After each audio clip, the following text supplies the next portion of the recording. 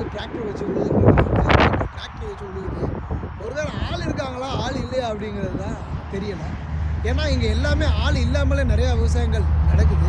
ஆள் இல்லாமலே தண்ணி அடிக்குது, ஆள் இல்லாமலே எல்லா வேலையும் நடக்கும்போது ஒருவேளை ஆள் இல்லாமல் ஓடிக்கிட்டு இருக்கா அப்படிங்கிறது தான் ஒரு கேள்வியாக தான் நான் வைக்கிறேன். ஆனால் உறுதியாக ஒரு ஆள் இருந்த மாதிரியே தெரிஞ்சிச்சு. ஆனால் வர்றதுக்குள்ளே டிராக்டர் கொஞ்சம் வேகமாக போயிடுச்சு. இதுதான் அமெரிக்காவினுடைய விவசாயத்தை பார்க்கணும் நேரில்.